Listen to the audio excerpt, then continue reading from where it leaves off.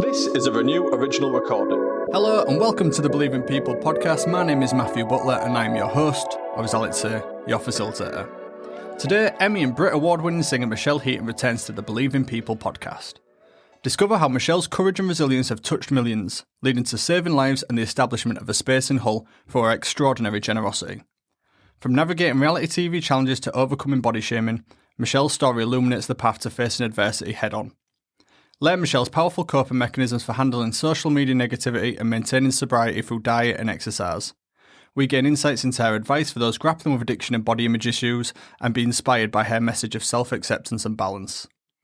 Michelle, welcome back to the Believe in People podcast. It has been 18 months since we last spoke to you about your journey through addiction and sobriety. And here we are today, another 18 months on, and you're nearly 3 years sober now. I can't believe it was 18 months ago. So it's gone quick, hasn't it? It's gone really quick. I can't believe that it was right in the middle of my recovery as well. And we're here like almost 18 months later. It's crazy because I remember the interview and obviously I've watched it back and stuff. And whilst everything I said at that point was absolutely true, like, and my belief system and way that I work recovery hasn't changed, but I've evolved even more and grown in recovery, and it's amazing. How has that looked then? How have you grown? How have you evolved? I think that I'm better at like just letting things go, but actually I'm now understanding that I'm one of the lucky ones so far, and that it doesn't really work like that ordinarily.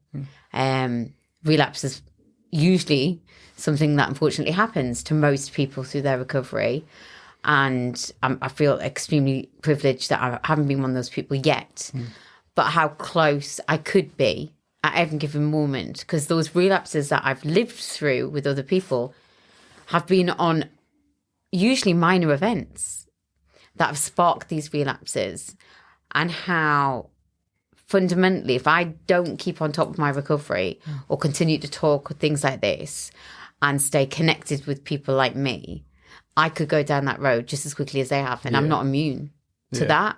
I think that's the weird thing from the outside perspective. Sometimes once someone has sobriety or has recovery, you think, oh, that's them sorted now. And you don't necessarily think of the day-to-day struggle that that person is probably going through to maybe maintain that sobriety. And some people struggle more than others. Are you one of these people that really count the days of your sobriety? Do you have like, I spoke to a friend not so long ago and I made a comment and he opened an app and he was able to tell me the exact minute, hour, second. I've got the same app probably. It's out there. It's the tools kit that we all have, because it's got our sobriety date.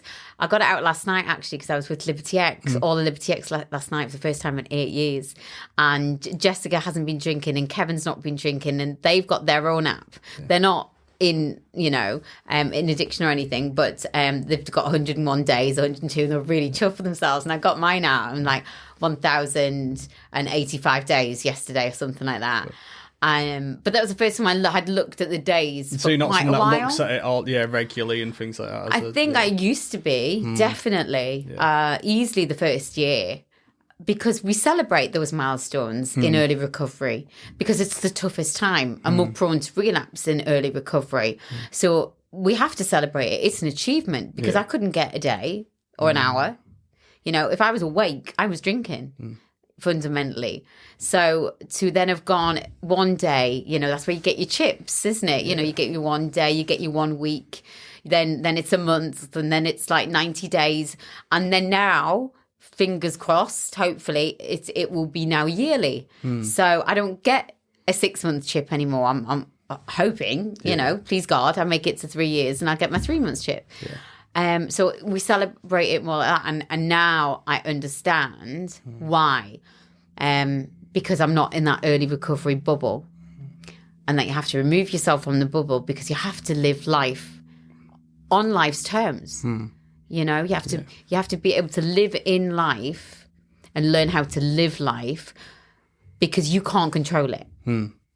And that's fundamentally why I think addictions happen in the first place. We cannot deal with outside influences and things that are happening around us and to us, whether it's early trauma or, a situation or a disaster, and we want an escape.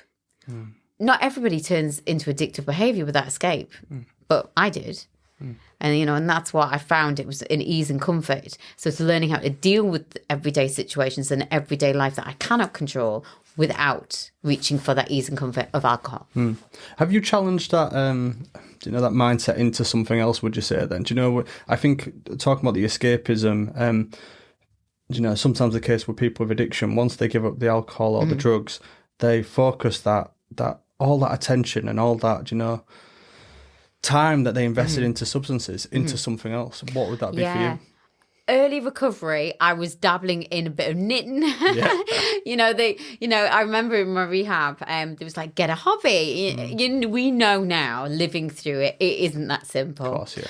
We can't replace an addiction with knitting, horse riding, I'll take up swimming, like even the gym, you know. But what it means is that we are actively doing stuff that gives us a sense of achievement or that feeling that we used to get from alcohol without drinking. Yeah. So I get my kicks from doing a workout. That's what I found.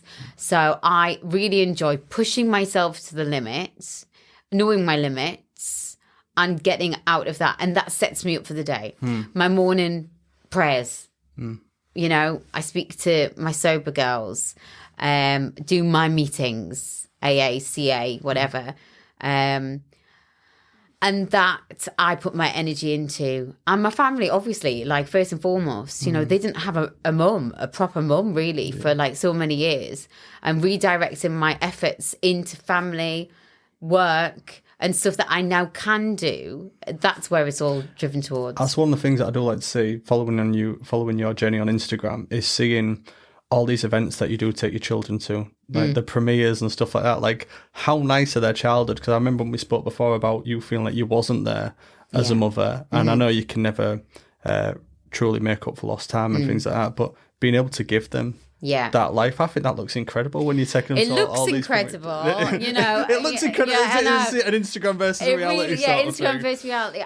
Absolutely. Like, I know how lucky I am. Yeah. But fortunately or unfortunately, my kids were born into that way. And, you know, like all these amazing places that we get invited to go to and to see, that's been part of their upbringing. They have no idea that that's not real life. Yeah. But I think Faith, now she's 12, she's definitely changed her mindset. And I think she understands what is real and isn't. She's developed into such a beautiful young lady. And that's been because I've been present for the last 3 years as well. Like, had I not been, it would have been more premieres and more parties I dragged my kids to because I could drink. Yeah.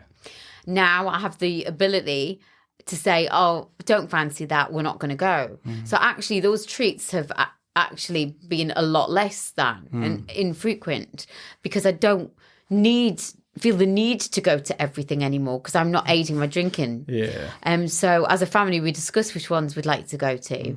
And that's really empowering as well for them. There's some like the Disney stuff, and I guess that looks a lot more appealing to them as kids. I think, like some of those premieres and stuff. And now Faith's 12, like she doesn't want to go and see, you know, every movie that's coming out that's a cartoon. Yeah. And even AJ's kind of over that now. So unless it's something that we all want to do and the kids really want to do, like, I don't drag them to every event.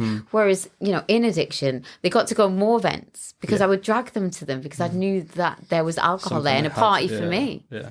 And I've been younger, you don't really question it as much, do you? I guess you just go along with whatever your parents are doing because that's normal. I guess I imagine it's quite funny for them at school, like, just going telling their friends that they're just going to a movie premiere or something, because I imagine that's quite different to what the lifestyle that their friends have, do you know? No, absolutely. Are they aware of, like, the differences that they have, I guess, with having you as a mother and the things that they get to do in comparison to what other people are doing? Faith absolutely does. That's come with age. Yeah.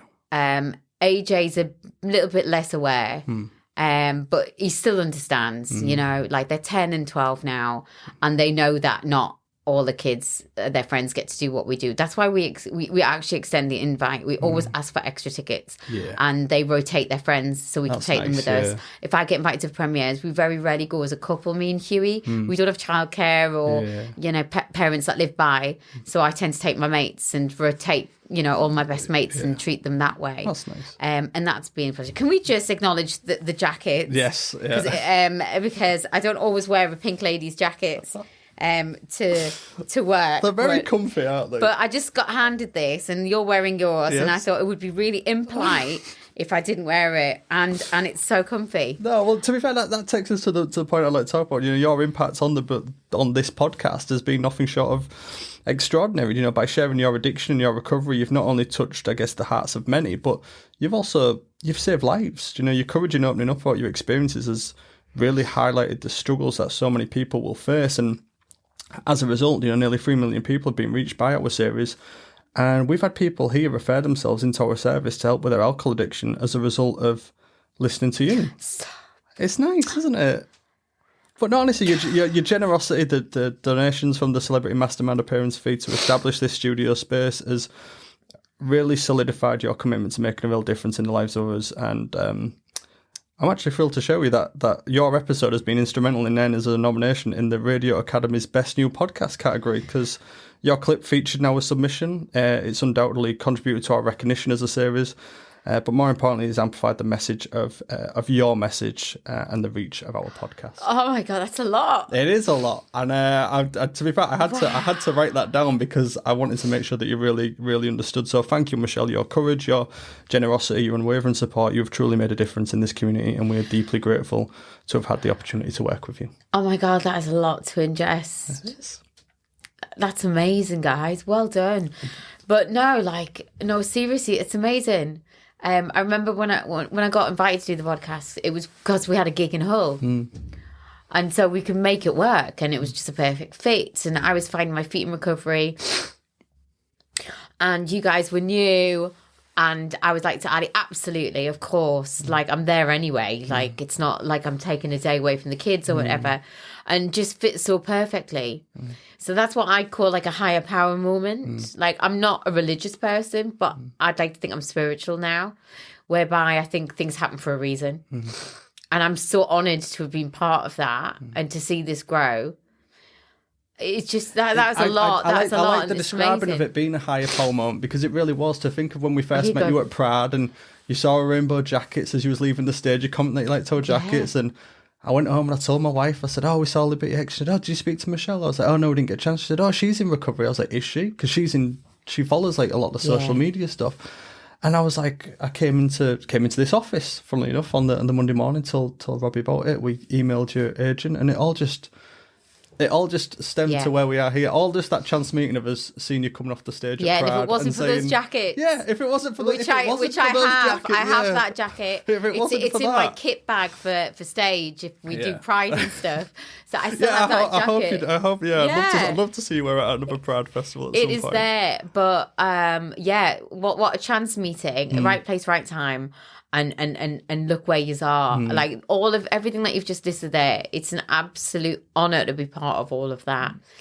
And when I'd like to think most people in recovery, when they do talk out and do podcasts and do speak out, that our end goal is to reach that one person. Right? So the other numbers who follow that is just incredible. Yeah.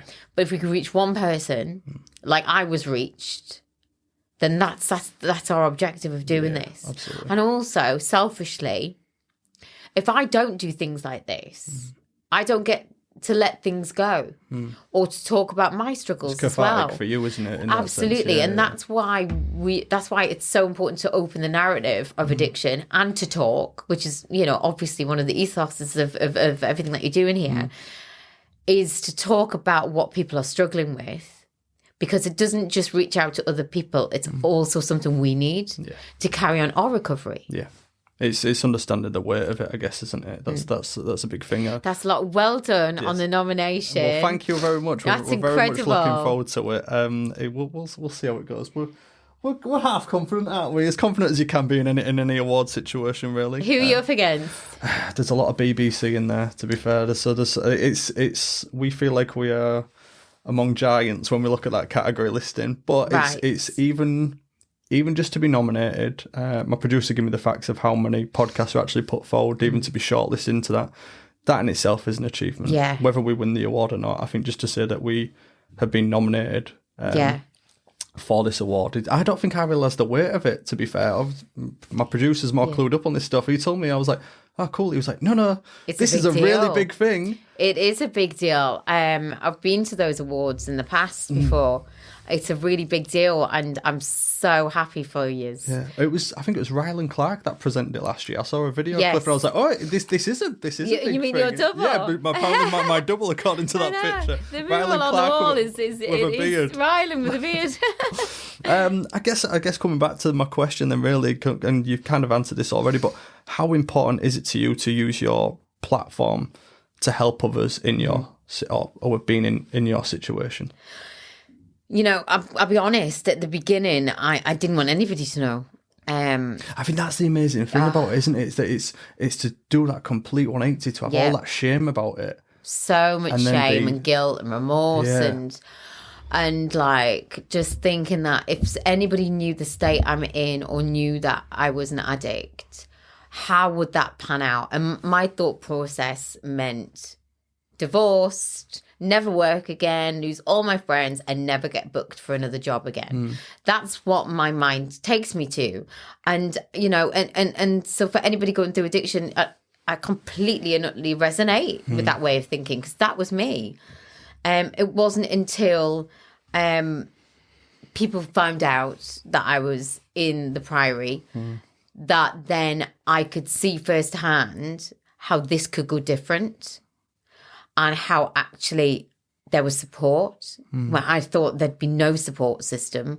I didn't think anybody would get what I was going through, because I thought it was just me who suffered from this. You know, when you're in active addiction, you think that you're the only person who can't stop. You're the only person that's literally on that floor, you know, whether it's drinking from a massive 2-litre bottle of vodka in my case, that you're the only person that is there. There's nobody else like you. Everyone's different, because you compare yourself to everybody else. But once it was kind of public knowledge where I was being treated and what I was being treated for, I was very shut off from the outside world. But the couple of days when I came out, it was very supportive, and it was all, we've suffered too. And I was like, oh my God, there's people like me there. So I was then opened up to the idea that I wasn't alone. And so maybe if that message had been out there for me to hear, that I wasn't the only one earlier, who knows, I might have asked for help earlier. Probably not, because they say that unless you're willing to accept help, which I totally understand, you can't receive it. And that's kind of how it was, you know, until I was ready to accept what help was there. But I realised I wasn't alone.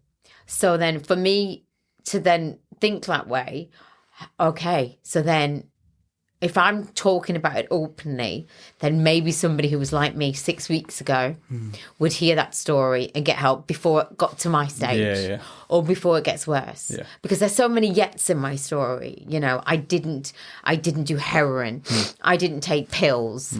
I didn't take crack yet. Yeah. Had I continued down the road I was at, which was quite dark in itself, all of those yets potentially would have happened by now, because the drugs, the alcohol stopped working.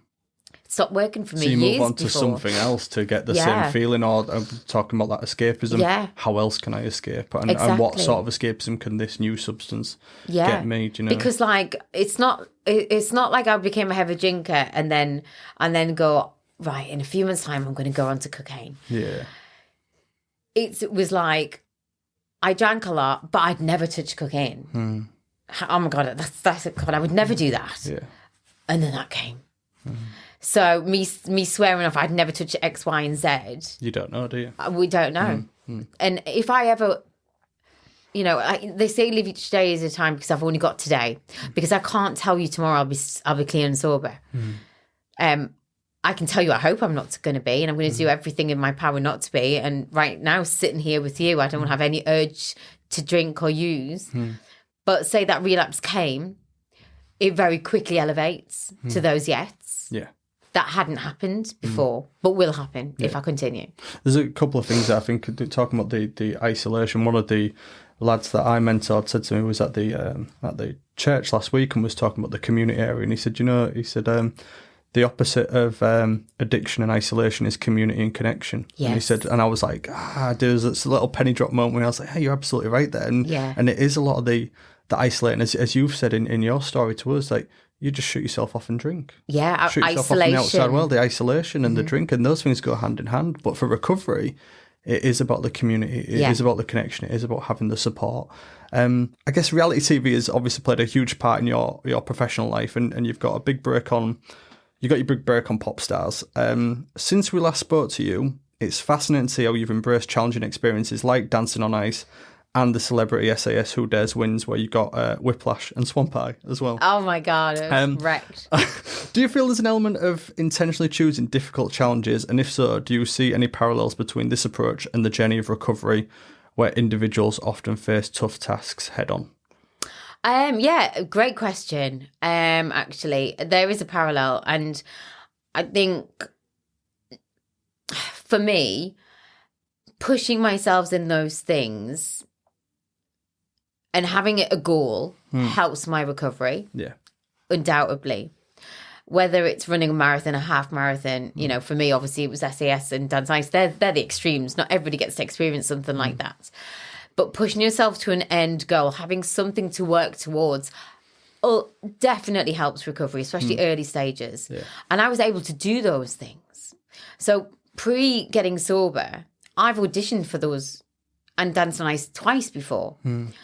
There was no way that they would have hired me because the last time I auditioned, I was drunk. Yeah. I didn't think I appeared drunk. I had no idea they knew, but I had just had, a drink in the car park before I went on the ice. How dangerous that it would have been, so dangerous. And at that time through addiction, I was like, well, screw them, what do they know? And I'd be angry, really angry that I wasn't getting things that I wanted or that I thought I wanted. But no, like looking back, of course they're not going to hire me. Yeah. So those two particular shows were something that I wanted to prove myself that I could do, sober. And that I found out by then being accepted on those shows how alcohol and drugs had been holding me back so long.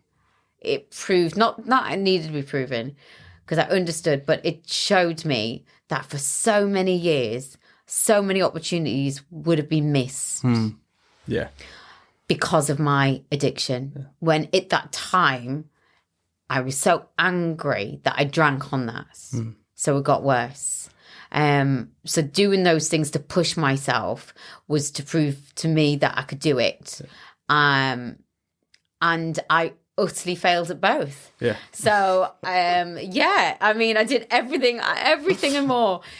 The experience doing both those shows was incredible. Very, very different. Yeah. Well, is Celebrity SAS as hard as it looks? Because I on camera, it's kind of one of the... It reminds me, there was a celebrity that went, and I'm a Celebrity, Get Me Out of Here before, and I think it was Harry Redknapp, and he said something along the lines of, he thought that they filmed it and then cut, and then they all had bacon sandwiches, in the breaks.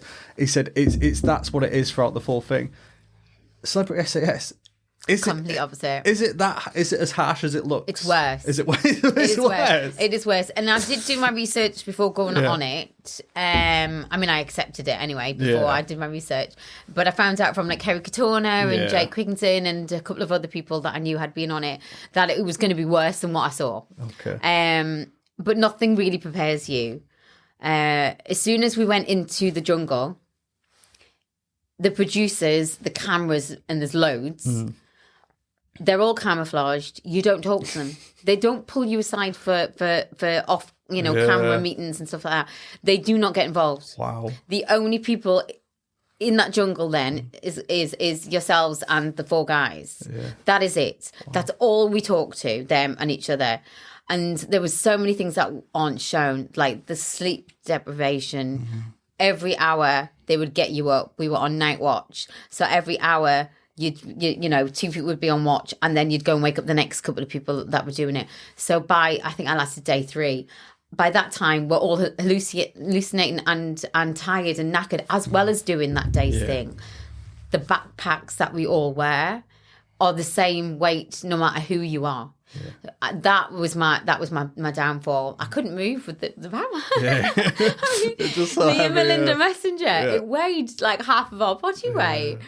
We couldn't walk with it, let alone climb a mountain. So I kind of figured that we were going to be going quite early on. Well, at least you did it though. But I loved it in a weird, messed up kind of way. I absolutely loved it. Do you know what? I think it's just one of the things where, like, I guess like anything with TV, when you're watching a drama, there's the cut, there's the start again, and you just kind of, even when you watch it on TV, you're like, is it as hard as it looks? Yeah. But with those shows, I think, since hearing little snippets of what things like The Jungle could be like, and that it is one of the ones where I did have to question it. I was like, no, I think it could be as brutal as it seems, you know. No, it is definitely. And far from the glamour that you got on Dancing on Ice as well. Which I mean, they were very, very different shows. Yeah. I think like SAS was a condensed hardest thing I've done, but Dancing on Ice for my body was the hardest thing I've done. Yeah. Long process, the training. I loved it. Like, I loved every single thing about it. I loved being on ice. I just wasn't good at it. Even though I loved it, I think, like, I come to terms with the fact halfway through training that I wasn't going to be awesome. So I just gave it away, and that's the power of recovery, right? Giving it away and going, do you know what? This is everything that I dreamed of. I always wanted to do Dance on Ice. I know I'm not going to be amazing, so let's just make the most of it. Yeah. I put in 120% effort, turned up to every training on time, unlike some people that could get away with whatever they get away with. You know, we won't be naming people. And there's always people like that in a cast. And usually they do well, you know. But anyway, not angry at all. Gave it away. Not bitter at all. Giving it away, you see on the podcast. And just took it for what it was. And I had the best time. Yeah. Just age and my body, you know, through menopause and addiction. Like, a professional ice skater telling me something in here to get down to the feet in a nanosecond just wasn't going to happen. Yeah. It had to process it, give it a bit of a cuddle down there, and then tell it what to do to the feet. And by the time it got to the feet were wobbling. It just didn't work for me. It's not easy. It's one of the ones where you see a lot of those shows, and I often question when people come on, and it's like where they come on and they're able to hit something perfect, yet they're like, oh, I've never done this before in my life. I'm like, bollocks. Exactly. Am I allowed to swear? Yeah, you can say, well, absolute bollocks. It is I know it's bollocks. Yeah. I know that is bollocks. They've been training for a year already or something like that. But skated in childhood, you know. I think they've had a bit, the people who produce the shows and who make the shows have to have a cast of people who are going to be good and bad and average. It wouldn't be a good show if everyone was bad. So it is unfair, absolutely, because we're not starting on level playing field here. Like, I am not an ice skater. I can dance on flat floor without blades. Yeah. But it's very different on ice. But there was a lot of people who had that training. Of course, and some people who had the training that actually weren't as good as some of the other people. So it's all relative, isn't it? Swings around. But there's definitely those people. I like how they call it reality TV as well, though, when you do think it's like how much of it is the reality of it and how much isn't. Yeah. It was, do you know what, Dance on Ice is brutal though. The injuries that that most of us had, and you know, I remember Carly. The moment that she was left the show, she skated through a dislocated shoulder, like a battered rib cage. Like, she had to have surgery on that. And she skated through that pain. We were all in pain. Yeah. It wasn't easy, and you come out and you smile. Yeah. Whereas, you know, as a viewer of Dancing on Ice before the show, now watching it, I can't really love it as much as I did. Yeah. Because I know how painful the people who are doing it are going through. Yeah. It's harsh. It is harsh. I mean, for the professional ice skater to get a celebrity ready for professional ice skating. It must be so frustrating. Yeah. So they can be hard on us. And like, although we're all friends, it could be tough loving. Yeah, I can imagine. Yeah. And lots of fallouts. Yes, well, that's it, isn't it? Really, it's do you know what, it's like anything though. When like you say, it's kind of turned it for a little bit. It does. You can watch. I call it suspending your disbelief, and then once you kind of know the inner workings of it and how it all works, and you can kind of understand the things of how it looks backstage and stuff. Yes. Like, I've had similar experiences with things before where I've kind of it's just took the shine off the apple a little bit, and it's not as easy to enjoy as it used to be. Yeah, it's the same as Big Brother for me, because I did Big Brother, Celebrity Big Brother. And so I know how it works. And now having been on it and watching it, I know how manipulating the edit can be. That's it. Yeah. And what they're doing, and how they edit situations so that the people who aren't getting on, get on. Like, we didn't have there was a secret parlour to do our makeup. They do that now. Yeah. Like, they all have their hair and makeup done, their nails done. That wasn't, like, we were roughing it. Yeah. It wasn't like that when I did it. It was proper. I've got a friend I was on. He was on Love Island years ago, and he recently went on as part of the All Star Love Island. And who's that? He's called Adam Maxted. Adam, yeah. I've been mates with him for a few years now, but talking to him about his experience, and we met in December, and I said to him, like, how do you feel about going in this time round? He said, well, I've got that experience now. He said, I'm not going to let, do you know what you were saying then about the manipulation of it? He went, I'm not going to let the producers manipulate the story. I'm going to go in, I'm going to be my most authentic self as possible. Yeah. And I didn't watch it. My wife watched it, and she said you can tell the age difference between him and the rest of them. Yes. Because he was in there for, I'm going to say, more genuine and authentic reasons than other people would have gone in for. No, absolutely. Yeah, because I watched it, and you could see that, definitely. He was able to shut down the manipulation and things like that. That probably, when he went in the first time round, it was quite easy for him to get caught up on it, because you're just in there, you're a young lad, and you're just doing what the producers are telling you to do. But they're just trying to create good TV. And that's the era, like what Faith, my daughter, who's 12, is growing up, like, what do you want to do, Faith? I want to be on Love Island. Yeah. I mean, she might have kind of gone past that stage now. But I get what you're saying. But that is what they aspire to be. Yeah. Because from that, we've had some, amazing people come out from shows like that, and Geordie Shore, like Vicky Pattinson, and some people who've gone on to do, great work. Yeah. And I'm not knocking them for that. And they're the lucky ones, but it really isn't like that. You don't do a reality show and then all of a sudden you've got your rest of your life. Like, those people who are still here work hard. Yeah. Work really hard at development, because it's not just a golden ticket. Yes. And I think it's having that understanding of that, and going back to Adam, he was going in there to further his professional wrestling career. Yeah. And he knew what he was going in for. He knew that wasn't his meal ticket. Yes. But he said there's so many people that do go in. And you look at reality TV, and you look at, obviously, the suicides that have come with Love Island, and talking about the aftercare of being on a reality show like that. Because you've said people think that is their meal ticket. They'll do the show, and realistically, it's only for a year. Yeah. And then the next series is at air, and you're not famous anymore. You're kind of forgotten about, and it's all about the new cast. Mm-hmm. So that is the shame of shows like that. Yeah, it is. And I think, like, when you mentioned the suicide as well, like, I lost a friend, Sophie, from Newcastle, and a couple of other people who I knew via friends, that have been in those dark places or taken their life, because the shows and the image it perceives is all of this will be at the end waiting for you. And it is for a while. Like, they will get everything they want. They'll get paid an absolute fortune. Like, it wasn't like that in my day. No. Nobody else. We didn't get paid to turn up to clubs. We went because it was free drink. Yeah. Right? And that was it. It was free drink. I was there. Yeah. But, like, these guys get handed money. And then it stops. Because the new lot are out.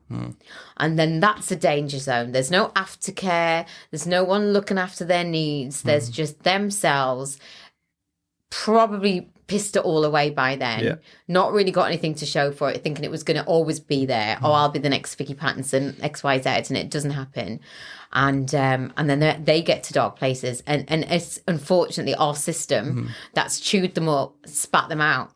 And that's what needs to change. And there's an age thing as well. Like, if I went in there at 32 now, if I went on a show like that, I'd have that understanding. But I think when you've got people going in on shows like that are only 18, 19, 20, so young, they're not going to understand it. Of course and not. I think we do live in a world where I think it's almost Like, I thought I was going to be a millionaire by the time I was 19 or something like that. It's the way I still think I'm going to be now. I'm not, though. It's the way the Contrary to opinion. The way the world is presented to you, it's almost like you kind of fed this dream that you're going to be famous, you're going to be a rock star, and then there's this harsh reality when I said, I remember, I think 2000 now, when I got my first job, it was like receiving a warm cup of piss in the face, where you realise, this is what life is. Yeah. I was doing a manual labour job that I absolutely hated, and it was just that was the reality of it. And I think, in a way, that led to my own depression at that time and my own anxieties, because school, pop culture, the media, had kind of almost laid it out to me that my life wasn't going to be like that. Yeah. I don't know how or why. I don't know if it was just my own personal experience, but I just thought life was going to be different. Right. In a way, you go from school, your education, and the path is out in front of you, and then it's like you just come to the end of it, and it's just fields of nothingness. And it's like, where do I go now? What do I do now? Because everything's been dictated to you for all that time. So for me, I'm the other side where I had a dream, and I knew what my dream was, and I set out to do it. And I'm very, very lucky that I did work hard, though. Like, it wasn't handed to me, and I did all of those jobs that you can ever think of to, in the meantime, while I wasn't doing what I was loved. And I really thought that was it, as the end of the road. And then Pop Stars came along and changed my life. How old was you when Pop Stars came along? 20. Yeah. And that was, and the audition for it, the advertisement in the stage newspaper was 17 to 21. So I was coming up to 21 soon. So I knew that I was coming to the end of my It's a very short window, isn't it? Well, really? it was, but I think the narrative's definitely changed with YouTube and all of that. People doing it themselves. Any age, well, any age could crack in at any time, which is great. But back then, it was literally you had to be a kid, and so I had been in and out of bands and solo singing and doing competitions since I was about 14. Loads of auditions that I got from the stage. I saved money, work to go down to London to audition for. It just happened that one I got further along. And so I managed to get into that bubble. And it was nothing like I thought it would be. And not that it was awful. I loved it. Yeah. But yeah, there is so always for the you, realities of it. that must... I can't relate to that because I didn't have that. So I don't know how. No, it's weird because, again, you don't necessarily know what you want to do at 18. Do you know? And I think this is why it's quite easy to think, I want to do this and I want to do this. Like the more glamorous things, and you think it's going to be handed to you, and then when it's not, it is difficult. But like you say, how hard it is for I imagine your daughter will experience this maybe in a few years' time of. Maybe she doesn't know what she wants to do yet. She has no idea. Exactly. And then there's the pressures when you get 18. It's almost like, it's quite funny now because I look back at it and think, no one expected me to know what I wanted to do really. But in my own head, I was thinking everyone is looking at me like, you're 18 now, you should know what you want to go and do it. But that was our era. Isn't like that. Yeah. But I remember like on work experience in like, I don't know, how old were we at work experience? I mean, early, like... I want to say, as soon as we started senior school, we started to do work experience back in the day. I don't even know if we did it now. And I remember having a clear insight with school of where I wanted to go because that was the career path I was going towards. Yeah. I mean, I hadn't got a clue. Yeah. I remember doing, I worked with the nursery. And then I did work experience in a beauty salon, a hair salon. Childcare, beauty. That seems to be quite the generic things. Because it was GVNQs. A GVNQ of business or beauty. Well, beauty sounded more interesting. So was I going to be an electrician or a plumber or something like that? It was tradesman. Just tradesman, it's kind of things that was set out in front of you. Isn't it funny? And now, God, you could... The opportunities are endless for people, I think, now. But now there's almost made up. Yeah, some of them, I look at things like, is that a thing? Is that a qualification? Yeah. Like, how does that work? There's an influencer degree or something. I'm like, ridiculous, what? Isn't it? Yeah. Oh, that is mental. Michelle, you've been both fat shamed and skinny shamed. I've seen recently. Some of the comments that I have seen on your social media have been things such as "eat more," "you're too skinny," "you look awful." 20 years ago, you had the opposite, and you was called the fat one in Liberty X. I've got here on the record that you said, "I was so ashamed I took diet pills. I binged and made myself sick, and as a direct result, I live with a heart problem and it will never get better." I just want to talk to you about this, as you previously developed an eating disorder, and you've said that the same feeling can come back to you when you hear negative remarks about your current physical appearance. Yeah. Talking about Instagram, talking about social media, talking about being influencers, what is that like to have people commenting on these personal aspects of your life? I saw a picture you posted recently, and you put loose skin and all. And I was like, I thought it's a bit, obviously you're taking it on the chin in that sense, but I could see that this is something that someone has said to you and you was turning it back and making it into a caption of your own Right, picture. that's very clever of what you said. I didn't actually have that, but I have had that. Yeah. And I do that. And that's my own fault and downfall, because then you feel like you've got to prove something. Is it preempting like possible comments that could be made your way? It's like, it is like, I don't know why I wanted to do that. I don't know what came over me. I was looking back at the pictures, that particular picture recently. I was looking back at pictures of the holiday and they were all amazing. And then I was looking at this picture that I had done. I was on the beach alone. Kids hated the sand, so they were just in the pool. And Hugh just didn't want to move. Yeah. So I took myself to the beach, and I usually was there for about an hour just listening to podcasts or listening to music. And I was taking my own little selfies, in an arty way. And none of them I used on social media. And I thought, why didn't I use that? And I looked back and I go, oh, that's why. And I'm like, I really like that picture. And I thought, do you know what? I'm just going to put it up and I'm going to point out it before somebody else does. Yeah, that's what I'm saying, Yeah, because I really like that picture of me. Yeah. It's okay to say I really like that picture of me because there's like 10,000 that you don't like. And then I was like, right, yeah, I'm just going to point it out before anybody else can. And then understand how a woman would feel if it was them, and just put it into perspective. That all the other photos that I put up are me as well. They're just different angles. I'm jumping, I'm stretching, like that piece of me is there. I just choose not to put it on display. It doesn't mean I'm ashamed of it. It just means I don't want everyone to see my skin. Yeah, and it's as simple as that. Yeah. I just think it's one of them things where, how difficult is it putting yourself out there in that way, though? Do you find it challenging? Do you worry about the comments that are going to be brought your way? I think when I put myself out there, I expect whatever's going to happen. Yeah. It's when it catches me off guard. Like if I'm just putting up a picture or me working out. Usually it's when I'm working out, I'll get the comments about I'm looking too skinny, old, have I eaten?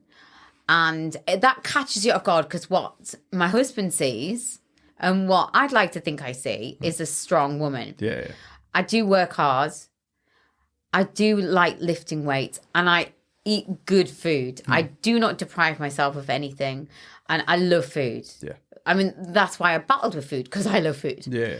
And I can't get myself into a situation where I used to be with food. So I'm just aware of what I eat, because that can make a spiral into something else.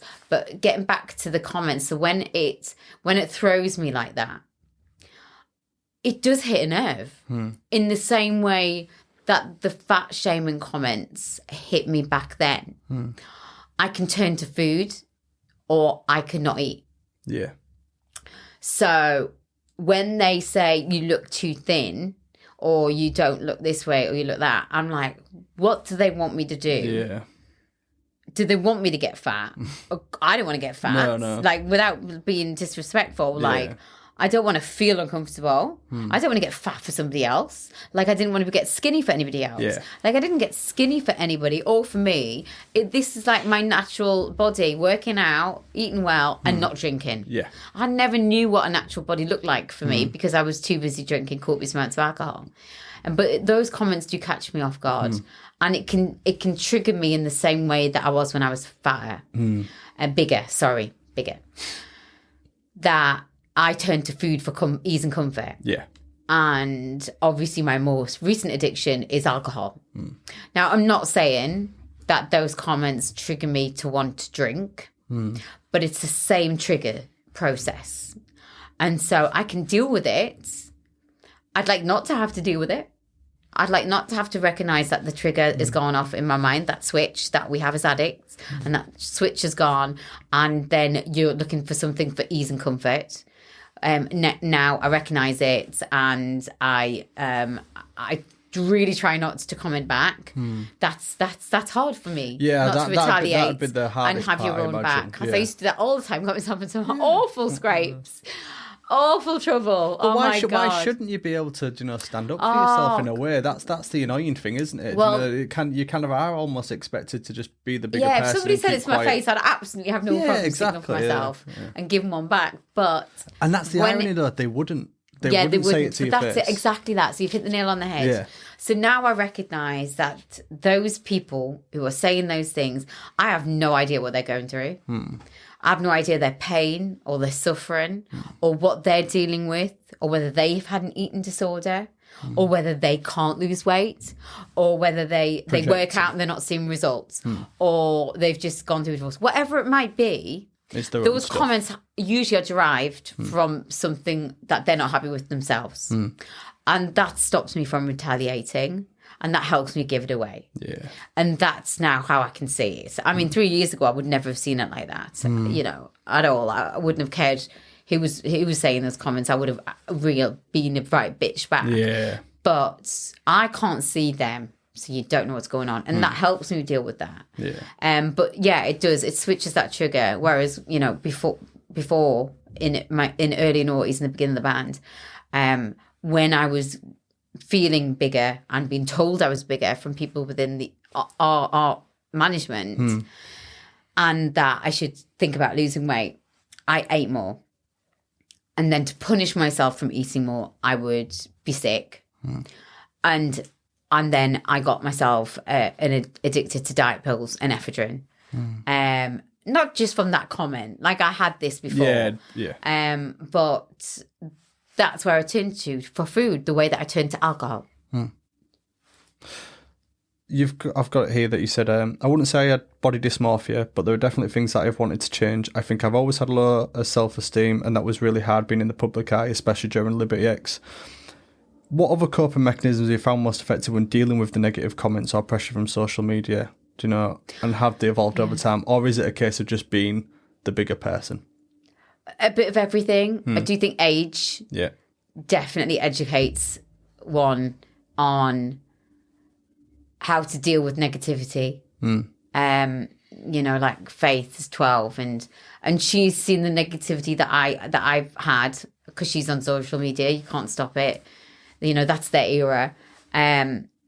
But she can now see the last 3 years how I've dealt with it. So hopefully that builds well with her growing up. But I think age definitely represents how I deal with it and how I feel about it. But I have no idea how the youth of today and the people in the media now who are newer cope with it, because it's everywhere. Yeah. Like in early noughties for us, it was just the newspapers. Online a little bit, but it was the newspapers. If I did something, got drunk, it was on the front page of the Daily Star the next day. And I was so elated that I was a pop star. Any attention was good for me. Yeah. I kind of seeked it. Yeah. Oh, I definitely seeked it. If I went out, I'd wear less clothes so that I would be on the front of the Star. And whilst that's not great, I admit, that has been a cornerstone of my notoriety in the business and being able to work. Yeah. Unfortunately.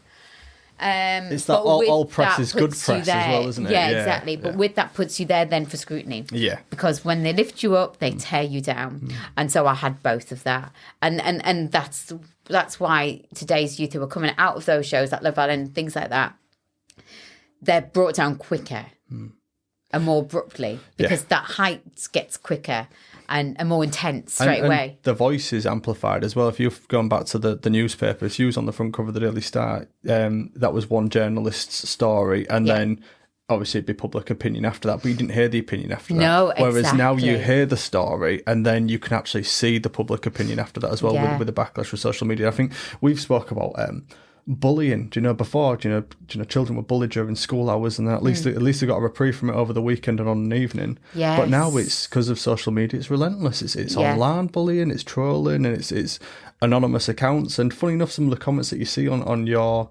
Instagram, if you actually click on the profiles, they're all like anonymous profiles. The people without any pictures. I do that they're now and accounts again. that are set up specifically to troll and upset other people, and you just think, how do you have the time in your life to do that? Is the I mean, the odd question, time I've clicked on it, right, and I've gone to their profile, and because look, don't get me wrong, there are a lot less negative comments. I'd say 95% of the people who follow me for a reason. Positivity. And that's what I'd like to think. I think people who are following me because they hate me is ridiculous. Don't follow me. I'd rather have less followers because that's not the point of following somebody. Why follow someone if you hate what they're saying? It's often when your posts come up in the algorithms, like sometimes the comments are from people that aren't actually following you. It's people that have gone on the grid, as they call them, to scroll through and they've come across pictures, especially on the public profile. So sometimes it's people that aren't even following you. But imagine going out your way and that's doing what I don't get. Yeah, no, that's the bizarre part, isn't it? So that's what I mean. Like, there's got to be something behind it, or you're just pure nasty bitch. Yeah, that's it, isn't it? Because I've clicked on some of those profiles and they're only following me. Yeah.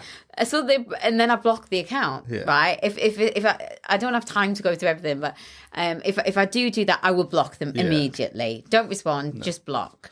I try and do that, but then they must reinvent themselves because I can't have that many people who just follow me to hate me. Yeah, surely it's bizarre. It's got to be just the one person who's got some sort of vendetta. Where does it come from? Where does the low self-esteem come from, though? Because obviously, as an adult, especially, and for as long as I've been aware of you, you always present yourself as a really confident person. So where did that low self-esteem come from in yourself? I think confidence is different now to what it used to be for me. Confidence was an act. Yeah. And I was able to act and then let it all out in the form of again, isolation. Yeah. Eating and isolated and eat my feelings and not feel worthy of. Like, I definitely still suffer from that today. That's something I really have to work with, my imposter syndrome. Yeah. So that's what I suffer with, like all my life, imposter syndrome, from going to school with the school friends, getting into cliques, not feeling where I belong. We hear this a lot about not feeling where we belong in addicts, but I think that's a general, like, not knowing where I fit and then trying to strive to fit into that, molding myself to fit into it but never really believing it myself. So then that's where the lack of confidence comes from. And with singing and being in the band, I honestly thought at some point was going to tap me on the shoulder and say this was all a joke. Like, how could this happen to me? I've got no training. I'm from a council estate in Gateshead. I dreamed about being a pop star, and I'm a pop star. Like, that's not real. Like, that shit doesn't happen. Just waiting for someone to... Yeah, and in my mind, all of the other members were way more talented than me. God knows why I was there. And because I thought it, I thought they thought it. Yeah. So I convinced myself that the band and other people thought what I thought. And that's where things get worse. Because whilst not saying it out loud, if I'm constantly thinking everybody's thinking that I'm shit, constantly looking at me, oh, she's the fat one, constantly saying, oh, she can't sing as good as the others. Yeah, I had those comments, don't get me wrong. It stemmed from somewhere. But if I constantly believe that about myself... It's a horrible place to be. Yeah. It really is. And I've been in that place all my life, and I can definitely still feel it today. But with sobriety has definitely brought me a newfound confidence of, I don't give a fuck. Yeah. I think that's the easiest way of saying that's what to be fair. I haven't got any great chords to give you, mate. It's but I'm much like yourself. I think I've had, even sometimes sitting in this chair, I have the imposter syndrome. Like, how the hell am I doing this? What am I doing here? Yeah. But I think there is, for me, that it was almost like when I turned 30, I just went, you know what? Fuck it. Just go with it. No one else can tell. And if no one else can tell, no one will know. It's just, I've got to remind myself that a lot of it is in my head. Yeah. I mean, I have proper inferiority complex of all the things that you listed at the beginning of this interview that you've been able to accomplish here with my help, not because of me, but with help, and that I am unworthy of.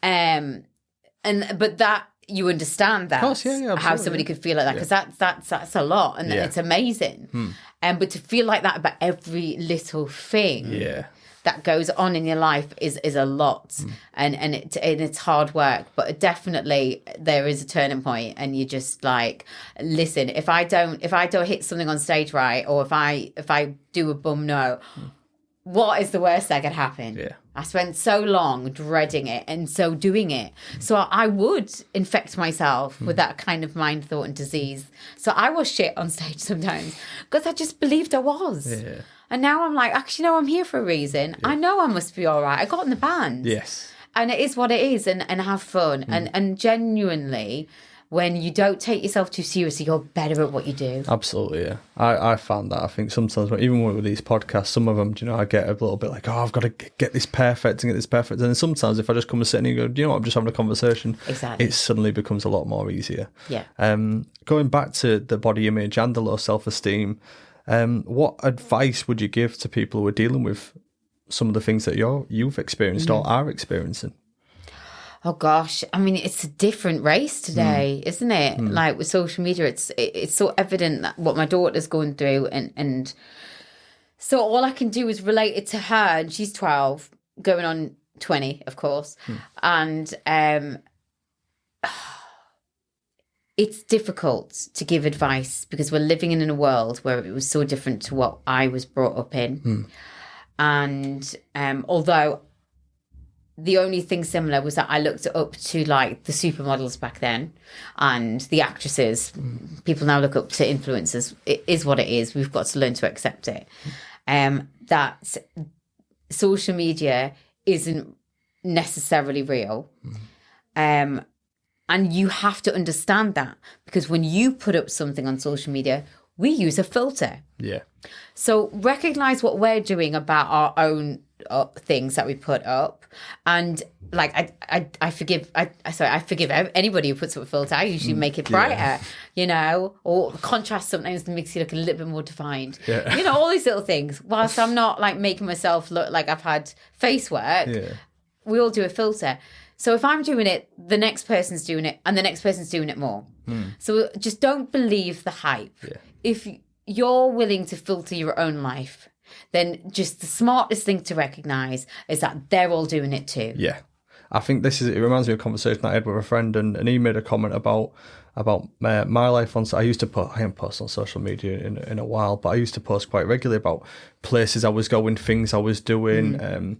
And he said to me, he made the comment of, oh, your life's so good and stuff like that. And I was like, yeah, because I'm only sharing the positive things. Yes. And this was something that was said to me. It's like, if you look at the family photo album, what you'll see is the pictures of your mum and dad smiling, the happy days with the kids. He said, you're not seeing the arguments, you're not seeing the fallouts. He said, and because we don't capture them. We don't capture them. So he said, what you've kind of got to understand is social media is a photo album of the best moments. He said, you're not necessarily, I know some people are a lot more open about, and that's part of what people do. They share their darker moments as a way of inspiration to other people, but for the most part, from your day-to-day person like myself, I'm only sharing the good things. I completely relate to that. And whilst I share, some bad stuff as well, by no means am I going to sit there and put up a picture of me waking up. Course, well, sometimes I do actually, but it's like, of course, because we don't even think about caption. Oh, look, shit, let me take a picture. Like that's not what we do, and that's the way I look at it as well. Yeah, absolutely. Diet, exercise, healthy living, and clean eating is clearly a huge part of your recovery journey. How do you monitor and adjust your lifestyle to ensure it supports your recovery goals? And what specific routines have you found most beneficial in maintaining balance and health in your life? And balance is key. That's a key word in recovery. It was hard at first to get a balance because it was all recovery. And that's not wrong. You know, early onset, we recommend 90 and 90, which is 90 meetings in 90 days, and get a sponsor and do the work. And I did everything I was told. I was so scared of relapse. I'm so glad I did. And I still live in recovery. But also at some point I had to recognize that I had a neglected family. And it became apparent that you can also overdo recovery. because I was so fearful of relapse that I did so many meetings that I was missing my family's needs. So balance is key. I don't ask their permission to go on a meeting. I still do my meetings. But with time and in space and recovery, you find out what meetings work for you, what nights work for you as a family. There's no excuse to not do recovery and be with your family at the same time, because there are so many avenues to reach out to, whether it's face-to-face meetings, recovery groups, things like what you're doing, listening to podcasts, getting to an online meeting.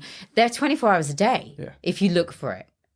If you don't look for it, then you don't want it that bad. Yeah. There are options out there, you know, and doing things like this and speaking out about it and creating facilities, what you've got here, is a huge way forward of community coming together, getting community. Yeah. But that doesn't mean that you have to then neglect your family at home and yourselves. First and foremost, recovery's at home. If I am not working recovery in the house, and that doesn't mean walking around with a big book and smacking my kids with it, big book of AA, it means that if I'm not present for my children, myself, my mind, my husband, I am no use in recovery or helping other people, because I have to be focused at home, safe, happy, working recovery that way. Yeah. So it goes hand in hand. I think balance is a really good word to use. I met someone before and he said he became addicted to recovery. He spent so much time just in and around recovery. He was volunteering here. He was going to meetings every night. And, you know, again, the 90 and 90 works for people. But when that continues, he said, I realised I replaced one addiction with another. He said, granted, this new addiction was much more healthier. Yes. But he said it was still having negative impacts on me. Because it was what I'd replaced the drugs and the alcohol with just recovery. That's a really good word. And there was nothing else going on in my life but recovery, is what he said. Which again, it's just interesting to see those perspectives. It's consequences. Yes. Right. So the consequences of my drinking and using, I never saw while in addiction, but they came with massive consequences. Yeah. Consequences of putting one thing before the other has consequences on my family. Or just being with my friends has consequences on my recovery. If something is causing negative consequences, be mindful of that and make a change. Yeah. A random question for you. Earlier in the podcast, you spoke about urges. Do you ever still get like cravings or urges, or do you ever find like certain surroundings bring that want of alcohol? Yeah, I think. So I was out last night with Liberty X, and two of them weren't drinking, which was great. So it meant that I didn't have to sit talking bollocks all night when the rest of them were drunk. Yeah. But I found myself uneasy towards the end, and for no reason. Yeah, They're my best friends. They know more about me than probably my husband does, you know, because we grew up together. And it wasn't uncomfortable being around them. It was that a switch happens. Yeah. And I am able to recognise that switch. And I was the first person to say, I think we need to start heading home. Yeah. You know, Tony and Kelly were having a great time. And I know Jess wanted to get home, and Kev's training for the marathon and he wanted to get home, but I was the first one to say it. That's powerful. Yeah. To be able to say, right, it's time to call it a night. Yeah. When you recognise it becomes a bit uncomfortable. Not them, just because if I stay longer, I'm putting myself an unnecessary... I'd love a drink. Why put myself in that unnecessarily? In early recovery, I did that all the time, and it was painful. Well, that was something that you said in the last podcast when you went to like certain events and stuff. You'd find yourself ducking out like extremely early, just because you didn't want to risk it. Yeah, sort of thing. Was this podcast the day after I was at that place in Hull? Yes. So it was that. Yeah, we spoke to you. I think it was like a Saturday morning. I think we spoke to you after you just done the show at the arena. Yeah, that's right. And that Friday night, I remember I was at the bar in the hotel. Yeah, with Jimmy from 911 and the band, and I just left. And that was then. That was 18 months ago. Yeah. And I've grown so much since then. That's what I was going to say. Like, how much have you grown since then? Actually, when I think about that time, is that my urgency isn't so urgent. When I become uncomfortable, I recognise that earlier. Yeah. So that I have time to think about, right, okay, do I need to be here? Do I need to sit with these people for much longer? If I have to, okay, let me just get a little break, ring my sponsor, ring my husband, and then come back. Yeah. If I don't need to be in a situation, I recognise it earlier, whereas that particular night, it just came on me, and then I had to walk away. And I think in time you recognise triggers earlier. I've never, for quite some time, felt like I need a drink. Yeah. A long time. I'm talking maybe a couple of years. Yeah. So but I do often say out loud now, I don't keep it in, I say out loud, I'd love to have a drink. Yeah. As in, you're comfortable I'd in love to voicing have a that glass now, yeah. of wine with my red mates. Yeah. Oh, that cocktail looks great. Fuck's sake, I'm Yeah. And without being able to have that voice, Yeah. I probably snap. But being able to say it out loud, and now the people around me knowing that doesn't mean I'm going to relapse. That's just me appreciating. You feel like 18 months ago they would have panicked if you said something like that. So yeah. people around you evolve. Yeah. And that helps us recovering. Yeah. So in time, they become more confident about your recovery, that you're able then to let down the gauntlet and be able to talk about alcohol and recovery without them locking you up. Yeah. Locking you up. Basically, yeah. Because at the beginning of recovery, you know, like my bandmates as well, and my husband, like they wanted to lock me away and make sure I was all right. And I hated that feeling. But what did I expect? Yeah. I had just been for years unavailable, lying, deceiving, you know, hiding my addictions. What did I expect that was going to happen when I came out to the big bad world? They weren't all going to want to see me free reign. Thank God they didn't. So that's to be expected in early recovery. It does go in time. So that interestingly enough, when we did speak to 18 months ago, when I was saying earlier about when someone hits recovery, you think that's them sorted now. Thinking back to that time when I did first speak to you, I was like, oh, she's sorted now. But it realistically, now I'm looking back at it, it's like 18 months isn't as long as it kind of felt at that time. It is still very new. And I imagine that people were treading on eggshells a little bit around you when people wouldn't want to maybe drink around you in case that was a trigger and things like that. And, you know. And with time, there's no like, do you know what? There wasn't a point where with the Kelly and Jess where they said, is it okay if we drink in front of you? That conversation never happened. It just evolved. Felt right, yeah. Yeah. It was natural. Because I think also I surround myself with people that know me and people who are positive for my life. Now, it used to be the opposite. Whoever was negative, I loved it. I feed off their negativity because then it was another reason to drink.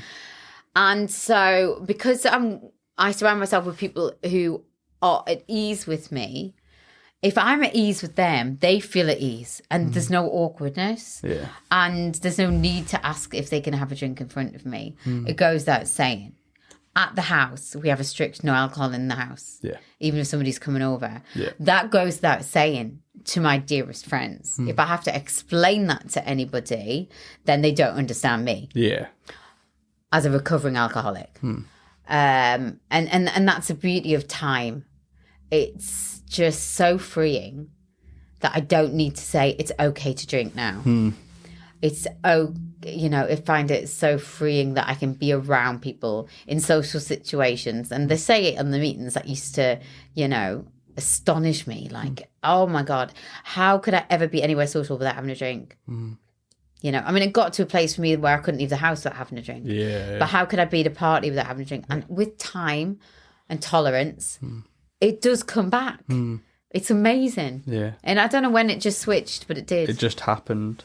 In what ways do you think you have changed the most since you began your journey towards that recovery and self-acceptance?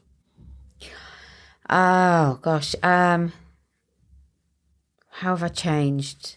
Obviously, physically goes without saying, but mentally, I can listen to people now. I'd like to think I'm a good listener. Yeah. I wouldn't hear a word you were saying unless it concerned me. I would talk over people. I try not to do that still because I can get excited. Yeah. I'm like that as the podcast host. I want to jump in on things. But before, it wasn't an excitement of trying to get things out. It was rudeness. Yeah. So I now appreciate people. Appreciation for what I've got around me has come, and and also in a sense of understanding that not everyone's okay, and that listening is a big part of how I can help people. Yeah. And because then I'm listened to. If I go at it the way I don't want people to come at it like me, we feed off each other, right? Yeah. Human beings. So if I brought this energy to you in this podcast, not saying that you would change for me, but undoubtedly the sense of the podcast would go a different way. Yeah. And so without really realizing how I've changed massively. I feel grown up. Yeah. I feel like I'm still an absolute child, right? Don't get me wrong, and an absolute fool, and I'm crazy. Like I'll still do crazy things that people don't expect, and I love that I've not lost that. Yeah. But feeling like a grown up and being able to have a conversation is so good. Yeah. I always wonder when I'm going to feel like a grown up too. If I always thought like when I was younger, I said, when I'm 18, I'll feel like a grown up. Then it was maybe when I'm 21, I got 20. Maybe when I'm 13. Now I realise I'm just in this constant state of feeling about. I think I don't feel like I've felt indifferent since I was about 23, 24, really. Yeah. Do you know? I do believe that that's the same for me in a way. You know, I still feel like I'm there, but knowledge is a good thing. Knowledge is power, and it definitely makes me feel more adult. Yeah. But in my mind, I want to do everything that I did as a 24-year-old. Yeah, of course. I know. Yeah, literally. I was walking the dog not so long ago, and this kid's chain had come off his bike, and he said to me, he went, "Mister, can you help me with that?" And I went, "Mister?" And I suddenly was like, "I am the Mister." It's like when you're in situations, even here at work, sometimes it's like, I need an adult to help, and it's like I am the adult. You know, those sort of things where you realise it's like, hang on, this is where it comes down to. I have to deal with this now. Yeah. But I think realising that though, and looking around at everyone else's, I'm like, if I'm feeling like this, everyone else is too. And for me, it was no more apparent when we went through lockdown, and I was looking at the politicians as if they had the answers, and I was like, nope, they ain't got a clue either. No, and then I realised that nobody knows. Nobody has a clue about everyone's anything. just making it up as we go along. And there was something about that was quite freeing in a way to understand everybody is totally winging it, mate. That's what I mean. That's realising that everyone's making this up as they go along. In pretty much life, right? I mean, politicians are definitely winging it. And I mean, I winged it all my life. I don't prepare for things because it's a waste of time and energy, because you never know what's going to be presented. Like, obviously, if I'm doing a big show, I'll rehearse. Yes. Don't get me wrong. But, like, things like this, I just don't get wound up about it. And that's what age has given me. Yeah. Whereas I would have, like, you know, in the past got, like, all the questions in advance and went through them and really oh my God, if you're not answers. going to ask me that. Whereas I think last time we had the discussion that I don't want to know what the questions are. Well, it's the same. Like, obviously, my producer will prepare everything to a fine detail, and I'm just like, la-di-da-di-da, sit in the chair, and I'm like, hey, how's it going? And then we just talk. And that's it, really. I mean, you know, I will say all of this is that's why you're nominated for an award. Well, there we are. Well, it's a conversation. I think that's exactly it. And how hard is it to speak with people? I think if you can speak with people, you're absolutely fine. I listen to podcasts, and my favourite ones are conversations. Yes. Yeah. If it feels at all awkward or like, right, number 3, I switch off, because in my mind, someone's preparing something. Yeah. And whilst, yes, you have something in front of you that gives you topics of conversation, because otherwise we'll literally just talk about one thing. It could go anywhere. This is to keep me on topic, basically, to keep me on track without going into everything. Because I'll literally stay on one topic the whole time as well. It is a conversation. Absolutely. And listeners can feel that. Yeah, absolutely. Yeah. And tune into that. Yeah. And that's why you're up for a nomination. Yeah. Because this is true. This is real. It's conversations. It's a real conversation. It's people's lives as well, isn't it? Then much like yourself coming here and telling us about this. This is what we're here to do, is to talk about you and your life. That's the joy of it. Thank you for having me. No, well, thank you. I guess finally, what is next? You know, we know that you previously provided a self-help book on menopause, and you recently stated I know I'm open about my story, but there are always stories behind the story. Nice. I was thrilled with that quote. It was a good one. Are we seeing another book in the works, and are you going to see us again in another 18 months? Maybe. So the process of the first book was that I wrote a couple of chapters before it went out to publishers, and then I got a ghostwriter because I'm not a writer as such. And so I'm at that beginning process, and I already wrote about a chapter and a half last year, and then I realised going through some of my notes in the priory that I've almost got a chapter there. Whether it's just about addiction or whether it might be a sense of autobiography, because I think I qualify it old enough as one. I always thought, I don't understand these young ones that bring out autobiography. Justin Bieber at 18 with an autobiography, I was like, I don't get that. How is this happening? No, I don't get that at all, I've got to admit. I'd like to think I've got enough life experiences to talk about quite a bit. Growing up in Gateshead, being in early pop culture, what that really looked like. There's lots of stories behind the stories. But whether it's everything or just addiction, we don't know yet. So, but we're in the early stages. I've got a few chapters written. I know what way I'd like it to go. But it could be something else. So that's where I'm at. Yeah. It's not a quick process. No, of course not. And the thing about releasing books is that it isn't something that's like a massive lucrative deal. It's something to focus on. It's not much of a payout. People don't do books because they're going to be millionaires unless, like, you know, I don't know. I can't even think of J.K. Rowling. Well, not really. Well, who knows anymore, babe. There's a controversial one, I know, exactly. Not anymore. But yeah, exactly. It is, for one, what comes with publishing a book about the topics that you've chose to raise. It's a form of therapy for me, and also it's another way of keeping you relevant and a talking point and actually talking about stuff that matters. And I think people are so interested in your story around addiction, and it goes with, I think, because you've been so open about it as well. I guess it's a big thing that I suppose people are following you for as well. Since you've been open about your sobriety, I think that's the interesting thing when you talked about the shame that you felt because of it. If anything, it's something that people absolutely love you for. It's people that, like I said, that evidenced in the downloads of the episode of your episode last time that we spoke. People really like to hear your insights on addiction and where you've come from. So I think a book around that, but it's again, that is your life though, isn't it? I think an autobiography would be a wonderful read at Christmas time, wouldn't it? When you get the obligatory autobiography at Christmas. Maybe after Christmas presents when everyone's feeling worse for wear. Might be a better read. Maybe, but no, thank you very much. I appreciate that. And lastly, I've just got my 10 questions that I asked. I asked you this last time. I want to see if your answers have changed. Oh, you won't even remember what your answers were last time. I won't remember. So you won't know. But my memory's gone. No. What's your favourite word? Were these asked last time? Last time, yeah. What did I say? Do you know what? I've no idea right now. Okay. What's my favourite word?